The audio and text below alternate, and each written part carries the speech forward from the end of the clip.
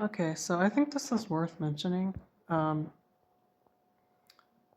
I'm not asking anyone to believe anything that doesn't sit right with them. Okay, you don't even have to comment on it. You can actually just like move on. You know, I think I think if we realized that we could just do that and not engage in things that make us unhappy, we would just all be happier for it. So I think as long as your intention is to integrate what's good for you and to put out what's bad for you, I think even if you don't get it right the first time, I think Source and God and however you want to understand them leads you to that path eventually. So even if this doesn't do anything for you, again, your intention is in the right place. You'll get there eventually. This is for the people who are open to this. And I'm just trying to arm people with some more agency. Okay. So like, regardless, I'm going to start speaking from here on out as if you have a basic understanding that there is energy that can be malleable, that is used in a form that people refer to or understand as magic. Okay. And there's different variations of what magic is. There's the magic with the K that is a lot more ritualistic and dependent on technicalities. And honestly, it's really about getting other things to do stuff for you. But that can kind of be problematic for multiple reasons. Because, when you don't offer a cost, which is, you don't want to start there anyway. There is an invisible cost that gets taken from you at some point down the road, whether you recognize it or not. And honestly, that's not really something you should really ever find worth messing with. Okay. And there's like magic, as in without the K, that this is just my own way of understanding it. Okay. Where it comes from you. Like, I mean, it's still like a two-way street in either case because it's a convergence of consent. Okay. However twisted that consent may be, that consent, but it's about utilizing and understanding your own energies and the energies around you and having an agreement where it's like, okay, this we're okay with you wanting this, or if this is good for, if it's in the interest of the highest good or whatever, and then you can utilize your own stuff. That all being said, people have, surprise, surprise, I'm sure this is not new information to anyone, weaponized the hell out of magic and magic knowledge. It is very firmly integrated into everyday society in a way that is not beneficial to mankind. That's the thing. We don't have to be afraid of it or consider it evil. It's just the way we have approached it and utilize it has been very corrupted and in violation of one of the biggest core laws in the universe, is that we have free will that must never be violated. And when people violate that free will, there you go. Therein lies the corruption. Okay. Because even things that we associate with positive things, like love, can be a corrupted form of it and be bad for you when it violates another person's free will. It just does. Okay. That being said, the people who probably have the least respect for your free will are people who have found a way to weaponize it in their governments. Because a lot of the founding fathers were Masons. Okay. And don't get me wrong, it's not only Masons.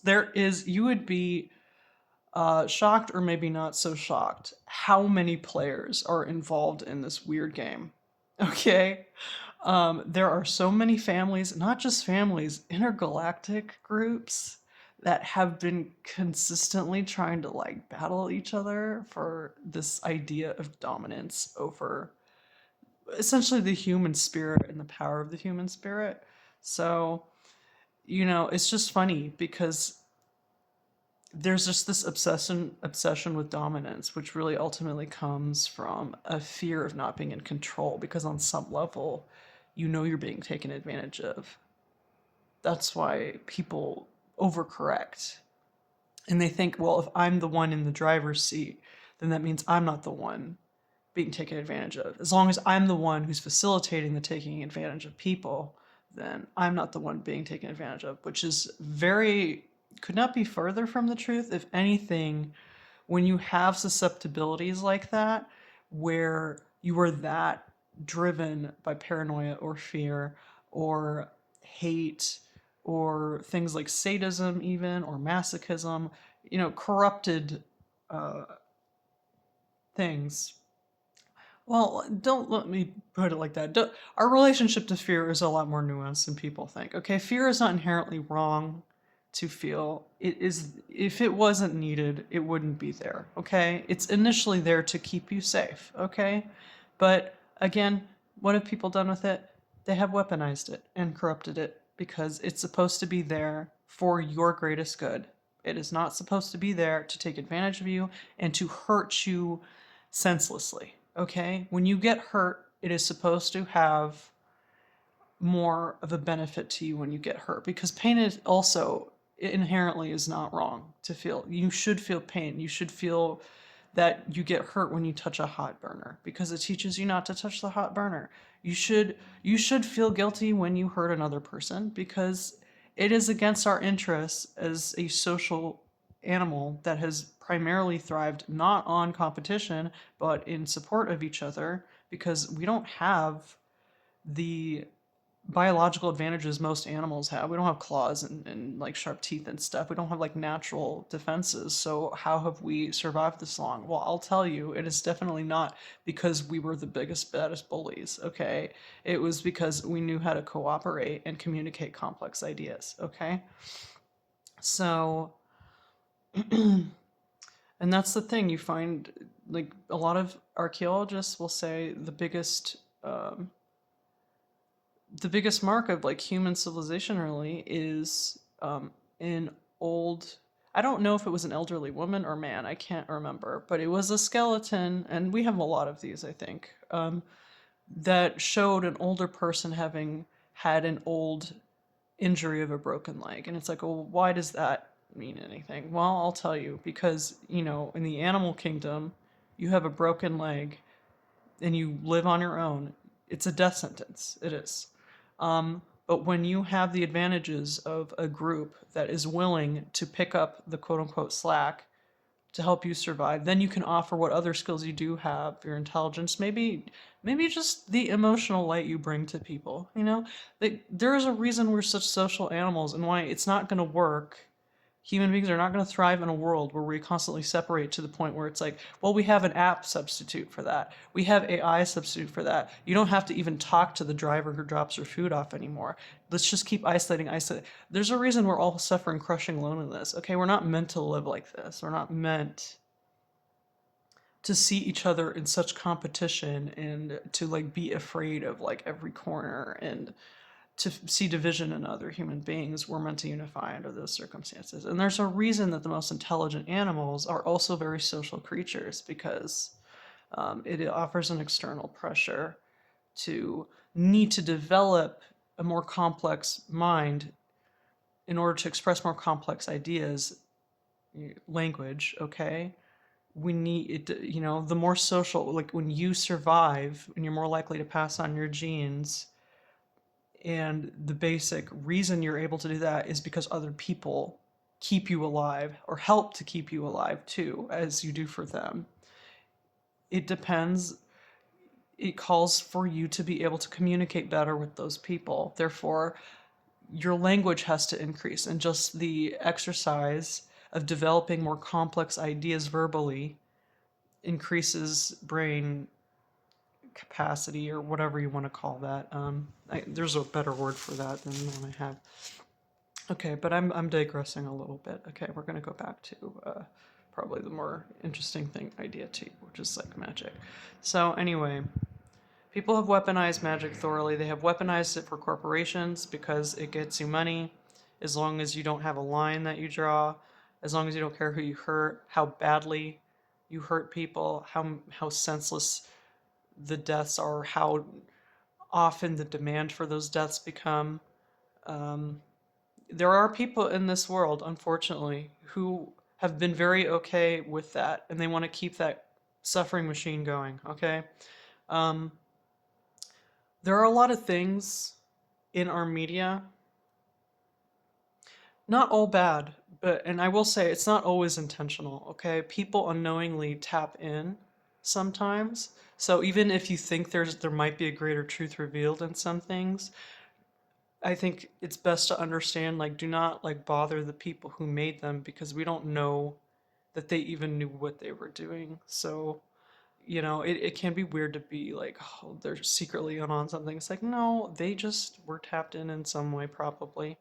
And even then, we have to be careful because the most potent lies are the ones that are mingled with parts of the truth. That's why there's so much weird misinformation about some things and why people find it hard to believe in things like Atlantis and stuff, because you get people who kind of have some parts of the truth, but then it gets mixed up with all this outrageous stuff, which is actually by design, by the way, because when people start picking up the scent, there is an incentive from other parties to be like, we have to shut this down. How can we do this? Make it so that they believe other crazy shit too. That like mix it in so that it makes it seem like that part of it isn't true at all, and that people won't listen to them.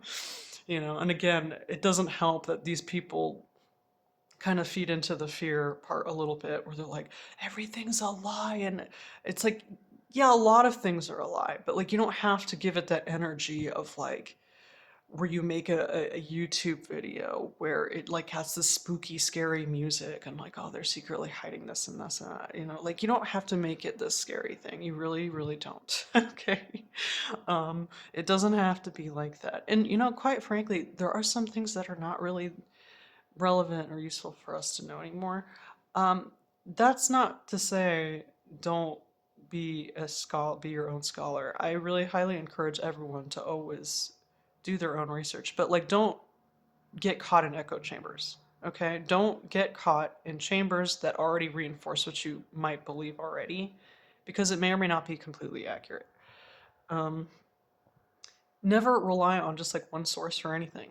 Look at all kinds of sources. Look at all angles to one aspect and see which one sounds like it's right. Does that make sense? And that's where the spirit comes in. But um, as long as you can recognize like love to it, okay? That sounds cliche, but it's true. Like, make sure you have love in your heart and light in your heart. Don't like feed the darker elements of that, because that's where the corruption tends to come through.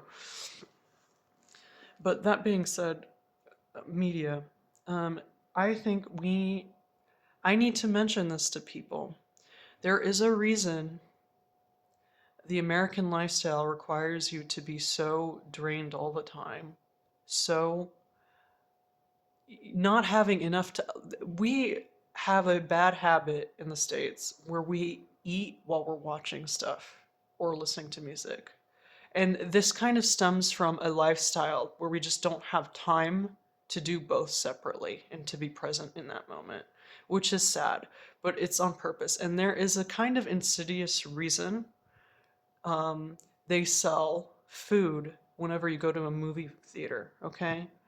Um, you need to be so careful about not just the media you watch. I don't want people to be afraid, okay? And I don't even necessarily say just don't watch anything, okay? Because there are still good things. Just it's helpful to be armed with the knowledge so that you can put up mitigations and you can be a lot more mindful about what you're doing and how that may or may not affect you.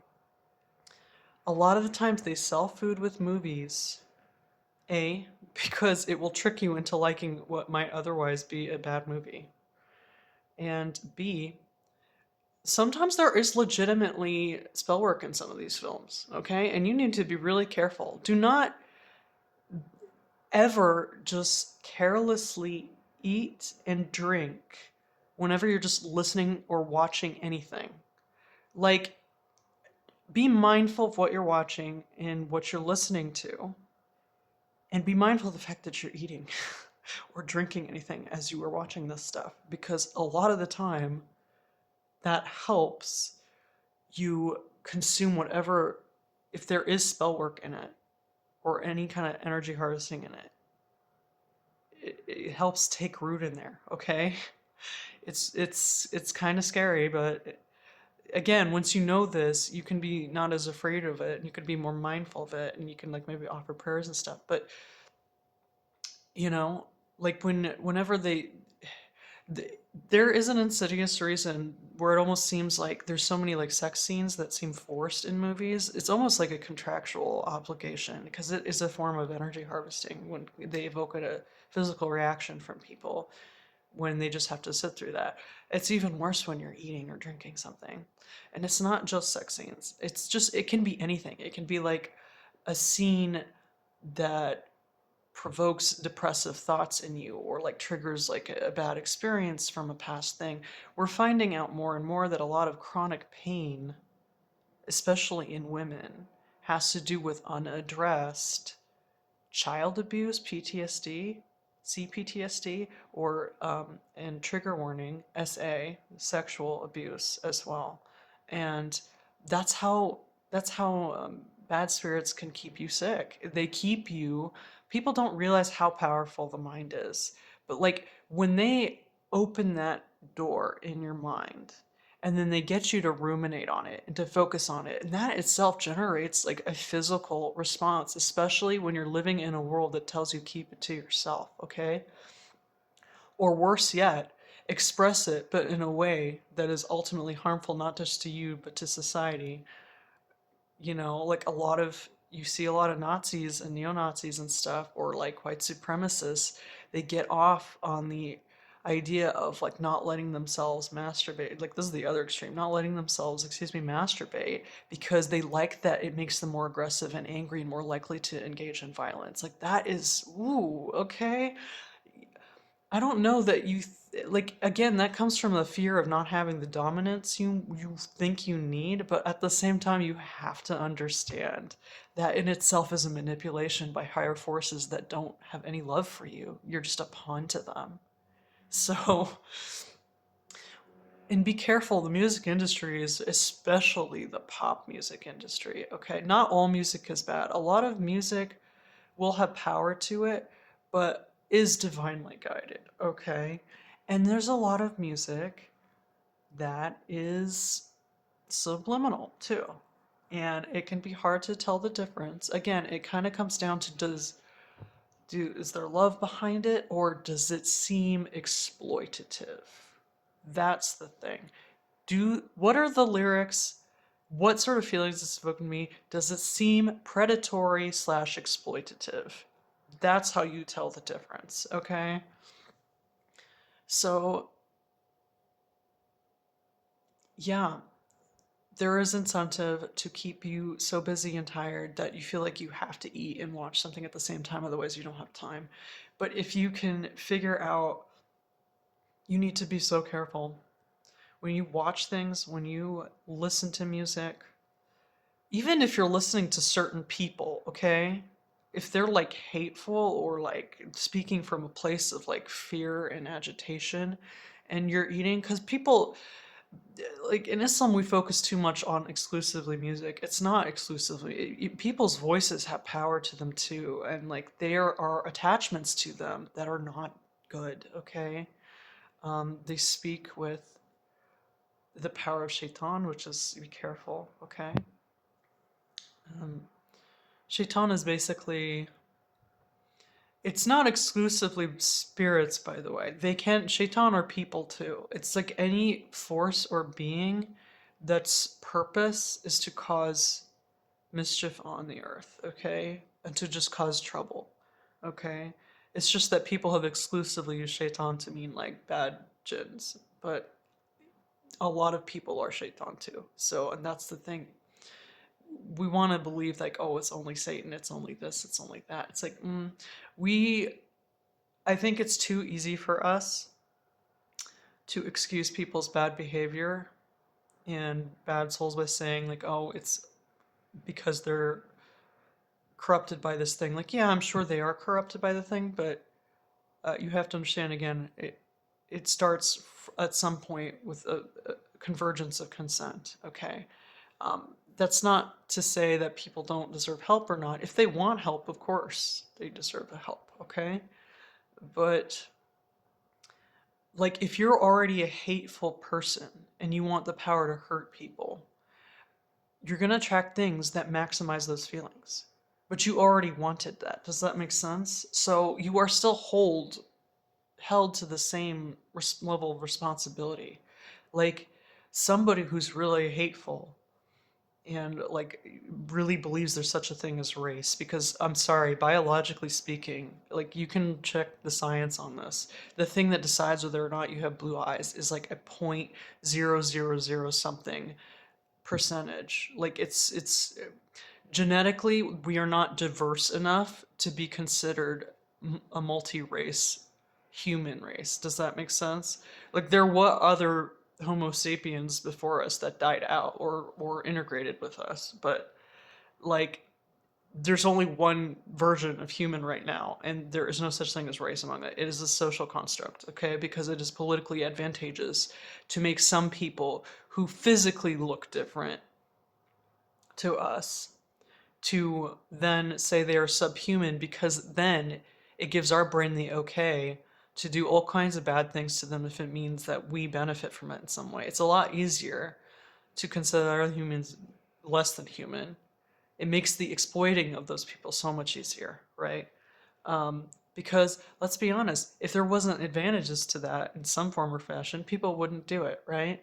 Um, it's very appealing to a lot of people to not have to work for anything at the cost of hurting people you don't consider are people, you know? Like, you're telling me I can get a mansion if I just sign off on this drone hit over in this country? Okay. I don't have to look at their face anyway. You see what I mean? Or, oh, you're saying I can have a multi-million dollar operation if I just am okay with the idea of slavery and considering black people having no souls? Okay. You know what I mean? Like, it's just so, it's very 3D, but it's so easy for that reason. And I will say this too. Use your best discernment on this, okay? You know at what point this is not an excuse, okay? So I'm going to be very careful with my words, and you need to use your own best judgment. You don't get to blame other people for influencing you anymore. This is the age of Aquarius. It's time for personal accountability. There's no more scapegoating anymore. Stop blaming other people for your own pitfalls. We all have them. There's no shame in it, okay? It's not easy to get through, but anyway, I will say just the idea of greed. Greed stems from a basic need to want to grow. It comes from hunger. It comes from a hunger that wants to grow, and that's natural, and that's not inherently bad. In fact, it's another form of expression of entropy, or rather, maybe it's more the other way. Um, but like, I mean, Apophis and stuff is basically a representation of entropy and greed, okay? Which, again, not inherently evil, by the way. Without entropy, actually, there wouldn't be life on Earth. You can look it up, it's very fascinating. So there was a need and time for it. But us being a pretty young species, we didn't know how to handle it in a way that was actually good for our growth and beneficial to our other fellow man, okay? And even other life, like other animals and stuff. So, like, being greedy for knowledge and stuff, it's not a bad thing inherently. It's just a point of you need to have the self discipline and self restraint to know when it's too much, just like fear. Okay, when it is not helpful, when it is self cannibalizing. Okay, so unfortunately, we really took the greed thing really far. We took it so far to create literal hell on earth, and now a lot of us don't want to face the music. We don't like the pendulum swing. Understandable, because it was so easy to disassociate yourself from hurting people because there were like material advantages. You're saying I can get free treats when I get a free car when I just like have this person get punched in the face. I can just take people's lunch money and it like seem not to have a direct consequence immediate after that. Okay, you saying I will still suffer the consequence but at a much later date and all at once? That sounds like a good deal. A lot of people have made that deal, and now they're claiming it's not fair. So, but that's none of my business. That's their journey to make. God's the ultimate judge and all that. But yeah. This ended up being a very meandering video. I was mainly just trying to educate people on eating and drinking anything while watching things or listening to music. And again, that's it's not inherently wrong. It depends on what you're watching and listening to. It depends how mindful you're being, but you need to be so careful. And another YouTube channel mentioned this, and it's true. There is a reason, okay? There is a reason that you can't seem to go anywhere in the United States, a grocery store, anything, without their music playing. Okay?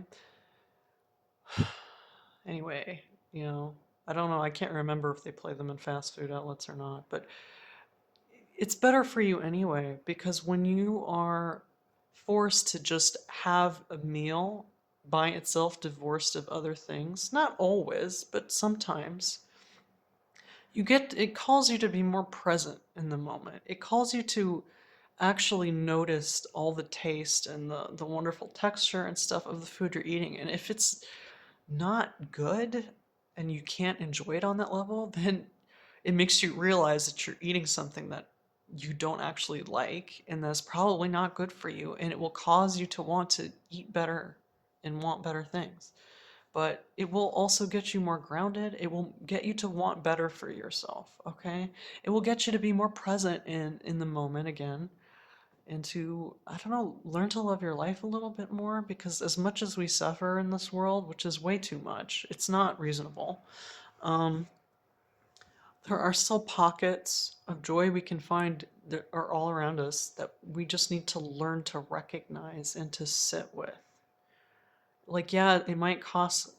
I think a lot of us are afraid to do that because it causes us to stop and like have to like think more introspectively about us and who we are and what our lives are and stuff. And a lot of us just can't handle that because we can't stand either who we are or we're not comfortable with the idea that we don't know who we are or we don't like being reminded that we live the life we live.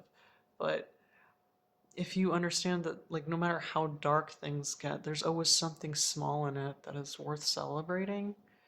Um, you learn to appreciate small things. You learn to recognize that we're not, no matter how much you suffer, you're not necessarily owed anything. So when you do get something small, that's something you genuinely enjoy, it is so much nicer. You can enjoy privilege in a way the wealthiest among us never will. Because let's be honest, again, and I've mentioned this before, when you have the best on call, whenever you want, on demand, I can't imagine you really taste that food anymore in like a level that really means much to you. You know what I'm saying? Like you can't appreciate what you have because you always have the best. So it really kind of divorces you from the human experience. And that's not to say that suffering is inherently ennobling, because that is a huge misconception. It's not inherently ennobling, okay? Which just means like it makes you a better person. No, suffering does not inherently make you a better person. That's where the free will comes in. You can choose whether to let that make you a worse person or a better person. It's always up to you at the end of the day. But that's the alchemic part of it, right? Is learning to transmute negative experiences in a way that actually enriches your life and makes you better, you know? In every way. A better person, just a better lived person, someone who's actually happy, who knows how to have happiness, instead of being angry all the time, so on and so forth. So, anyway, that's all I just wanted to say. Yeah. Magic is all around us, whether you believe it or not, okay? And people have used the hell out of it and they try to use it on you. They want you to believe it doesn't work because they don't want other people to have it because it's the dog in the manger energy. It's like, I want to have full control over it because if I have full control over it, no one else has agency. And I can just keep taking their lunch money over and over again. I can just keep punching in the face. But I think, and I've said this before, when you keep taking candy from a baby, it's not without consequence. Eventually, parents start noticing that you're hurting their children. And then you suddenly have an angry mob on your hands that you feel overwhelmed by. And you suddenly find yourself digging bunkers and thinking you can get away from the consequence of what you thought was just a free meal, punching babies in the faces and taking their candy, like. So, listen, to those people, you do have my condolences. It's hard to say I can be that sympathetic. You should have known better. You have multiple junctures you can turn away.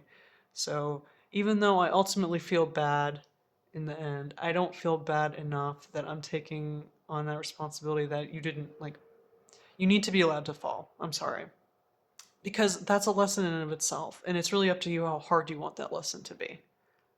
That's true for everybody, okay?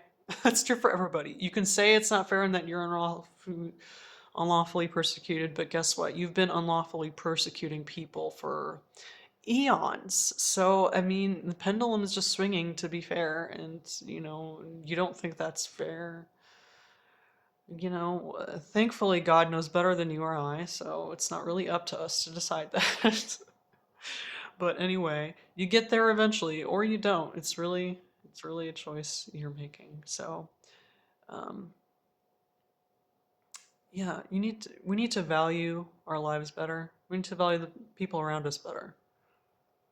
But, we don't recognize that valuing other people is also choosing to value ourselves and vice versa. Okay? It's just a matter of, am I overvaluing this person to the point of deprecating myself or vice versa? Like, don't ever do anything that devalues another person's life, even if it's yours, okay? But everyone deserves a basic level of human respect, okay? And if you're in violation of that and you think some people shouldn't have the choice, then that's your cross to bear, I'm afraid. Um, anyway, much luck on your journey. Hope this here's praying that it gets to the people who need to see this.